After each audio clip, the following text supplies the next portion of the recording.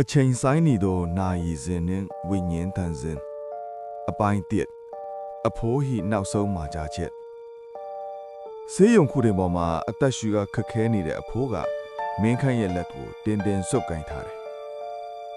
မင်းခန့်ငါမြင်ငါရဲ့ဆန်အင်းကြီးကိုမင်းကိုအမွေပေးခင်မယ်ဒါပေမဲ့တခုတော့တတိထားပါ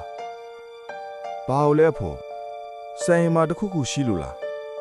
မင်းခန့်ကစိုးရင်တကြီးမိလိုက်တယ်။အဲ့ဒီနာယီစင်ကြီးမယ်ညတန်းကောင်12နာရီမှအတန်ပြီးလိုက်ရင်ဘတော်မှအပြစ်မထော်နဲ့။နားကိုသာပိတ်ထားပါ။ဘာတန်ကြားကြားမကြားချင်အောင်စောင့်နေပါ။အဖိုးရဲ့အတန်းကတုံရင်နေပြီးမျက်လုံးတွေထဲမှာကြောင်ရွံ့မှုတွေအရိပ်ထင်နေတယ်။အပိုင်ညစ်ထူးဆန်းသောညတန်းကောင်ဆိုင်ကြီးကိုရောက်တဲ့ပထမဆုံးညတောင်းဆိုတဲ့အတန်ကြီးကတအိမ်လုံးကိုထုံခါသွားစေတယ်။မင်းခန့်အိညာကနေလန့်နိုးလာတယ်။ဟင်အဖိုးတော်နာကြီးကပြက်နေရဆိုဒါဘာတန်လဲ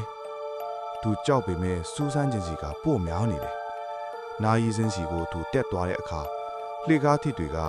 ကျုံဆိုနေမြည်နေတယ်။နာကြီးစင်းတကားကိုတွန်းဖွင့်လိုက်တဲ့အခါဘသူရှိနေရလဲ။မင်းခန့်အောင်မေးလိုက်တယ်ဒါပေမဲ့ဘာတန်မှပြန်မကြားရဘူးအဖြူရောင်ကိုစုံးတဲ့မင်းကလေးကသူ့ကိုကြောခိုင်းရနေတယ်ခမည်းကဒီဆိုင်အိမ်ထဲကိုဘလို့ဝင်လာတာလဲဒီချိန်ကြီးဘာလုပ်နေရလဲ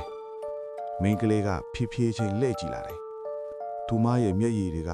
ပါးပင်ပေါ်မှာစီးကြနေတော့ပဲအချိန်တွေကရက်တက်မသွားဘူးလားသူမကတိုးညင်းတဲ့အတန်းနဲ့မေးလိုက်တယ်အပိုင်း3အတိတ်ကာလမှာဝိညာဉ်ခမည်းကလူလားဝိညာဉ်လားမင်းခါနောက်ကိုခြီလန်း